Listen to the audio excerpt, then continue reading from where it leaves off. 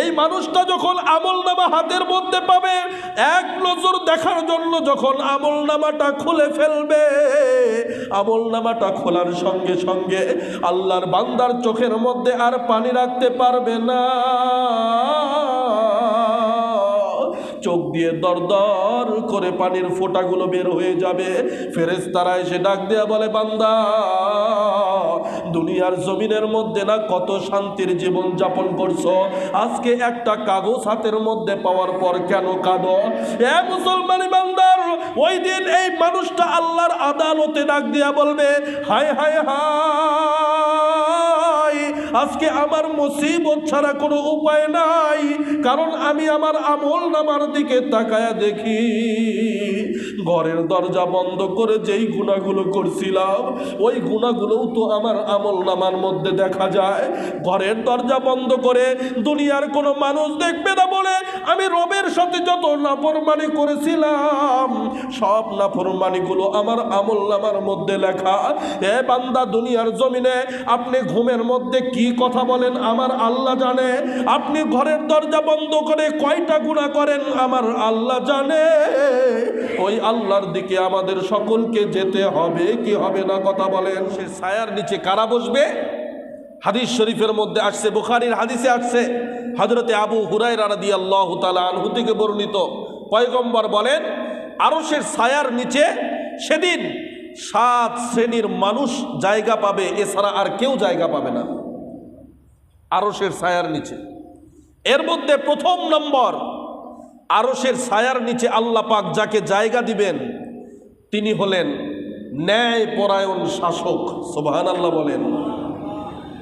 কে বলে কোরআনের মধ্যে রাজনীতি নাই, শাসন নাই? কে বলে হাদিসের মধ্যে নাই?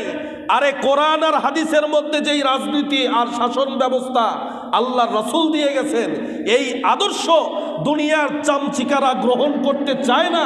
এ কারণে স্লোগান দেয় কোরআন হাদিসের রাজনীতি নাই। এ কারণে তারা বলে তারা তো ইহুদিদের রাজনীতি গ্রহণ করবে, তারা তো খ্রিস্টানের রাজনীতি গ্রহণ করবে, মুসলমানের ইমানি রাজনীতি তারা গ্রহণ করতে চায় না। এ কারণে কোরআন হাদিসের রাজনীতি অস্বীকার করে, এ কারণে অস্বীকার করে। হায়াতের দিন ফুরিয়ে যায় বন্ধু, তোমার নেই কো ভাবনা,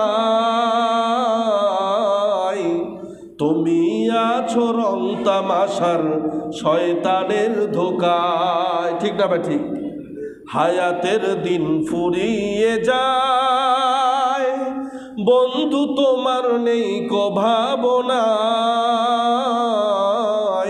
তুমি আছো রং তামাশায় শয়তানের ধোকায়, তুমি আছো রং তামাশায় শয়তানের ধোকায়। ক্ষমা পাবে অনুতাপে অনুশোচনায়, হায়াতের দিন ফুরিয়ে যায় বন্ধু, তোমার নেই কো ভাবনা, তুমি আছো রং তামাশায় শয়তানের ধোকায়। কথা বলেন ঠিক না ভাই? ঠিক। মুসলমান ভাইরা রে, আমার কথাগুলো দিল দিয়ে বুঝবেন।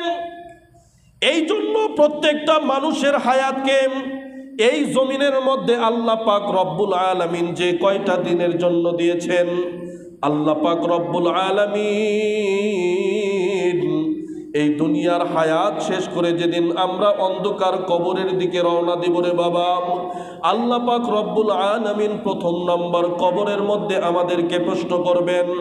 আল্লাহ পাক রব্বুল আলামিন কবরের মধ্যে যেই প্রশ্ন সর্বপ্রথম করবেন, এই প্রশ্নটা মানুষের সামনে যখন পেশ করা হবে, মানুষগুলো চিন্তা করবে না না না,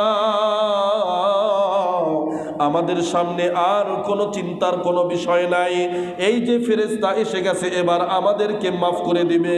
কিন্তু ফেরেশতারা যখন প্রশ্ন করবে মান রব্বুকা, আল্লাহর বান্দা ডাক দিয়া বলবে রব আবার কে? দুনিয়ার জমিনের মধ্যে আমাদের তো কোনো রব ছিল না, কারণ দুনিয়ার জমিনের মধ্যে যারা নামাজ পড়ে না এদের কিয়ামতের ময়দানে কেন এদের 3.5 হাত মাটির নিচে আল্লাহর কোনো পরিচয় তাদের ভেতরে থাকবে না।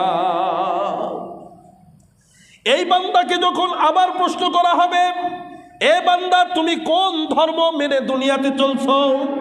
এই বান্দা বলবে দুনিয়াতে আমার কোনো ধর্ম ছিল না, দুনিয়াতে তো আমি আমার নিজের সিদ্ধান্ত চলতাম। বান্দা বুঝতে পারবে না তার হায়াত কোন পথে আছে, কোন পথে তার জীবনটা পরিচালনা করা দরকার ছিল, চেষ্টা কোন পথে করা দরকার ছিল। এই চিন্তা তার ভেতরে না থাকার কারণে বান্দা সেদিন তার ধর্মের কথাও বলতে পারবে না। এক পর্যায়ে এই বান্দাকে আবার প্রশ্ন করা হবে, এ বান্দা তোমার নবী কে ছিল? বলো তোমার নবীকে। মান হাযার রাজুলুল্লাযী বুইসা ফীকুম, কোন বান্দার উপর তোমার নবুয়ত দেওয়া হয়েছিল? এই বান্দার পরিচয়টা একটু আমার সামনে দাও। এ মুসলমানি বান্দা, ওই দিন নবীর পরিচয় কোনো বান্দা যখন দিতে পারবে না, আল্লাহর পয়গম্বর হাদিস শরীফের মধ্যে বলেন আখিরাতের ময়দানে এই বান্দাকে যখন আল্লাহর সামনে দাঁড় করানো হবে, এই বান্দা সমস্ত মানুষদের মধ্যে যখন হাসরের ময়দানে দাঁড়িয়ে যাবে, তার আমলনামাও তার হাতের মধ্যে দেওয়া হবে। বান্দা এবার আমলনামা হাতের মধ্যে পাওয়ার পর এবার ডাক দিয়া বলবেন, রে বান্দা আমার আমলনামাটা এবার আমার হাতের মধ্যে দাও। এই বলে বান্দা যখন ডান হাতটা বাড়ায় দিবে, ফেরেশতারা এসে ডাক দিয়া বলবে, না না না, তোমার ডান হাতের মধ্যে তোমার আমলনামা দেওয়া হবে না।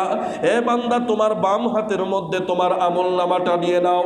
এ মুসলমান, হাদিস শরীফের মধ্যে আসে মানুষ যখন নেককার হয় হাসরের ময়দানে তার আমলনামা তার ডান হাতে দেওয়া হয়। সুবহানাল্লাহ বলেন।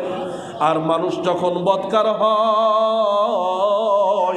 এই বান্দার আমলনামা আর ডান হাতে দেওয়া হয় না, এই মানুষটার আমলনামা তার বাম হাতের মধ্যে দেওয়া হয়। এই মানুষটা যখন আমলনামা হাতের মধ্যে পাবে, এক নজর দেখার জন্য যখন আমলনামাটা খুলে ফেলবে, আমলনামাটা খোলার সঙ্গে সঙ্গে আল্লাহর বান্দার চোখের মধ্যে আর পানি রাখতে পারবে না, চোখ দিয়ে দরদর করে পানির ফোঁটাগুলো বের হয়ে যাবে। ফেরেশতারা এসে ডাক দেয়া বলে, বান্দা দুনিয়ার জমিনের মধ্যে না কত শান্তির জীবন যাপন করছো, আজকে একটা কাগজ হাতের মধ্যে পাওয়ার পর কেন কাঁদো? এ মুসলমানি বান্দার ওই দিন এই মানুষটা আল্লাহর আদালতে ডাক দিয়া বলবে, হায় হায় হায়, আজকে আমার মুসিবত ছাড়া কোনো উপায় নাই, কারণ আমি আমার আমলনামার দিকে তাকায়া দেখি ঘরের দরজা বন্ধ করে যেই গুনাহগুলো করছিলাম ওই গুনাহগুলোও তো আমার আমলনামার মধ্যে দেখা যায়। ঘরের দরজা বন্ধ করে দুনিয়ার কোনো মানুষ দেখবে না বলে আমি রবের সাথে যত নাফরমানি করেছিলাম সব নাফরমানিগুলো আমার আমলনামার মধ্যে লেখা। এ বান্দা, দুনিয়ার জমিনে আপনি ঘুমের মধ্যে কি কথা বলেন আমার আল্লাহ জানে, আপনি ঘরের দরজা বন্ধ করে কয়টা গুনাহ করেন আমার আল্লাহ জানে। ওই আল্লাহর দিকে আমাদের সকলকে যেতে হবে কি হবে না, কথা বলেন। মুসলমান ভাইরারে আমার, এই জন্য আমি শুরু থেকে একটা কথাই বলতেছি, নিজের জীবনটাকে সুন্দর করার জন্য আপনি আপনার পরীক্ষার হলে অবস্থান করতেছেন, কোন পথে চলে আপনার পরীক্ষার আপনি উত্তীর্ণ হবেন। আল্লাহ পাক রব্বুল আলামিন কোরআনুল কারীমের মধ্যে বলছেন, পয়গম্বর হাদিস শরীফের মধ্যে বলেন, দুনিয়ার জমিনের মধ্যে কোনো মানুষ যদি আল্লাহওয়ালা হয়, এই মানুষটাকে আল্লাহর আদালতে চলার জন্য দুইটা ভয় অন্তরের মধ্যে নিয়ে চলতে হয়। এক নম্বর, এই মানুষটা চলতে ফিরতে যেন আল্লাহকে তার সামনে পায়, এই আকীদা অন্তরের মধ্যে রাখা দরকার। দ্বিতীয় নম্বর, কোনো মানুষ যদি আল্লাহর কাছে দামি হয়, এই মানুষটার অন্তরের মধ্যে নবীর মহাব্বত রাখা দরকার, আছে না নাই? কথা বলেন, আছে না নাই? আল্লাহ পাক রব্বুল আলামিন আমাদের সকলকে আখিরাতের ফিকির নিয়ে চলার তৌফিক দান করুক, বলেন আমিন। রাজি আছেন তো ইনশাআল্লাহ? আখিরাতের সৌন্দর্যতা কেউ বাড়াবে না, আপনাকে বাড়াইতে হবে। কবরের সৌন্দর্যতা কেউ বাড়াবে না, আপনাকে বাড়াইতে হবে। আর এই সৌন্দর্যতা যদি আপনি বাড়াইতে না পারেন, তাহলে এই দুনিয়ার চাকচিক্যময় জীবন এটা আপনার কোনো কাজে আসবে না। আপনি আজকে মারা যান, আজকে আপনি মারা যান, কাল সকালবেলা আপনার সন্তানের চোখের পানি থাকবে না, বিবির চোখের পানি 3 দিন পর থাকবে না, মার চোখের পানি 1 মাস পর থাকবে না, সবাই আপনাকে ভুলে যাবে, কিন্তু কবরে আপনাকে আপনার পরীক্ষার জন্য পানিশমেন্ট সহ্য করতে হবে। দুনিয়াতে কে কার আপন? সন্তান আপন না, মা আপন না। কত মাকে দেখা যায় 2 সন্তান 3 সন্তান ফেলে আর এক পুরুষের সাথে ভেঙে চলে যায়। আছে না নাই? আছে না নাই? বলেন। সন্তানের জন্য মা আপন না, আপন না। মার জন্য সন্তান আপন না, আপন না। গত কয়েকদিন আগের ঘটনা সোশ্যাল মিডিয়ার মধ্যে দৌড়াইতে দেখছেন, বগুড়ার ঘটনা। আল্লাহর এক বান্দা আলিয়া মাদ্রাসাতে পড়াশোনা করে ছেলেটা, মাদ্রাসা, অথচ তার কলবটা এত খারাপ, সে তার মাকে নিজের হাতে হত্যা করে ডিপ ফ্রিজের মধ্যে ঢুকায় রাখছে। নিজের মাকে হত্যা করছে। হত্যা করার পর ডিপ ফ্রিজের মধ্যে রেখে এবার প্রশাসনের কাছে ফোন করে বলে, আমাদের বাড়িতে ডাকাত পড়ছে, না জানি আমার বাড়িতে আমার মার কি অবস্থা করলো, আপনারা একটু আমার মাকে বাঁচান। ছেলেটা বাহির থেকে প্রশাসনের কাছে যখন এই কথা বলছে, প্রশাসন আস্তে আস্তে বাড়িতে এসে সব খুঁজে দেখে বাড়ির মধ্যে কোনো ব্যক্তি নাই। ডিপ ফ্রিজ খুলে দেখে মা ডিপ ফ্রিজের মধ্যে। এক পর্যায়ে তদন্ত শুরু করলো, কিভাবে এই ঘটনা ঘটলো। আশেপাশের রাস্তা, আশেপাশের বাড়িতে যে সিসি ক্যামেরাগুলো আছে এগুলো তালাশ করে দেখে ছেলের বর্ণনা অনুযায়ী কয়েকজন মানুষ অস্ত্র নিয়ে আসতেছে। এই যে বর্ণনা দিছে, এই বর্ণনার কোনো মানুষ রাস্তাতেও দেখা যায় না, কোনো সিসি ক্যামেরার মধ্যে ধরা পড়ে নাই। এক পর্যায়ে সন্তানকে যখন আটকাইছে, সন্তান বলে, আমি নিজের হাতে আমার মাকে মারছি। কি কারণে মারছো? বলে, আমার মা একটা মেয়ের সাথে প্রেম করি, সেই প্রেমে আমার মা বাধা হয়ে দাঁড়াইছে। সম্পর্কের বাধা হয়ে দাঁড়ানোর কারণে কিছু টাকা দিনে খরচ করে ছেলেটা। এই খরচে বাধা দেওয়ার কারণে মা তার সন্তানকে ভালো পথে আনার চেষ্টা যখন করতেছে, মার উপরে রাগান্বিত হয়ে ছেলেটা মাকে হত্যা করে দিচ্ছে। আল্লাহর পয়গম্বর এ কারণেই তো বলেন, দুনিয়াতে তোমার কেউ আপন না। আজকে স্বার্থে আঘাত লাগুক, তোমার বাপ তোমার জায়গা থেকে সরে যাবে, তোমার মা তোমার জায়গা থেকে সরে যাবে, কেউ তোমার পাশে আসবে না। চোখটা বন্ধ করে দেখো। আখেরাতের ফিকির নিয়ে প্রত্যেকটা মানুষের আখেরাত সুন্দর করা, এটা ঈমানি দায়িত্ব।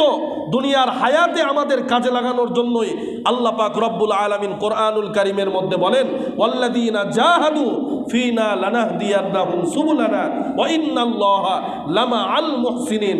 দুনিয়াতে যারা চেষ্টা করে, সাধনা করে, আল্লাহ পাক রব্বুল আলামিন এদের চেষ্টা অনুযায়ী তাদের আখেরাত সুন্দর বানায়। জোরে কোন সুবহানাল্লাহ। এবার আপনি আজকে রাত্রে বালিশের সঙ্গে মাথা লাগায় চিন্তা করবেন, আজকে চিন্তা করবেন, রাত্রে শোয়ার সময় বালিশের সঙ্গে মাথা লাগায় চিন্তা করবেন। হাদিসের মধ্যে আসছে, 1 রাকাত নামাজ যদি কোনো মানুষ তার জীবনে না আদায় করে, কাজা করে, যদি আদায় না করে, এই মানুষটার 7000 বছর জাহান্নামের আগুনের মধ্যে জ্বলতে হবে। 1 রাকাত নামাজ কোনো মানুষ যদি আদায় না করে মারা যায়, 7000 বছর তাকে জাহান্নামের আগুনে জ্বলতে হবে। এবার বালিশে মাথা লাগায় আপনি চিন্তা করবেন, আপনার জীবনের কয় রাকাত নামাজ কাজা আছে। নিজের চিন্তা নিজে করে আখিরাতের পথে সফর করেন। এখানে অনেকেই আছেন আজকে ফজরের সময়ও উঠতে পারেন নাই, আছে না নাই?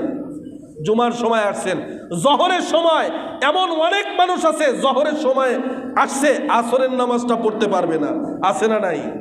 মাগরিব পড়বে না, এশা পড়বে না, পরের দিনের নামাজ পড়বে না, কিন্তু দিন শেষে তারাও দাবি করে আমি মুসলমান, দিন শেষে তারাও দাবি করে আমি জান্নাতি। কথা বলেন ঠিক না? ঠিক। মামার বাড়ির আবদার না যে আপনি চাইলেই আপনাকে জান্নাত দেওয়া হবে। এই জন্য আখিরাতের চিন্তা বেশি বেশি করা দরকার, আছে না নাই? পারবেন তো ইনশাআল্লাহ? 5 ওয়াক্ত নামাজ পড়বেন তো ইনশাআল্লাহ? নিয়ত করেন, আল্লাহ আমার বাকি জিন্দেগির হায়াতের একটা ওয়াক্ত নামাজ যেন কাজা না হয়। রাজি আছেন তো ইনশাআল্লাহ?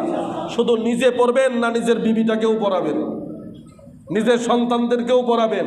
সন্তানকে বলে দিবেন, নামাজ পড়বি না, ভাত খাবি না আমার বাড়িতে, নামাজ পড়বি না, আমার ঘরে থাকবি না, বের হয়ে যা। অমন সন্তানের আমার দরকার নাই যেই সন্তান নামাজ পড়ে না, আমার জীবন দশাতে যেই সন্তান নামাজ পড়ে না, আমার মৃত্যুর পর সেই সন্তান নামাজ পড়বে? আল্লাহ সকলকে বুঝদান করুক, বলেন আমিন।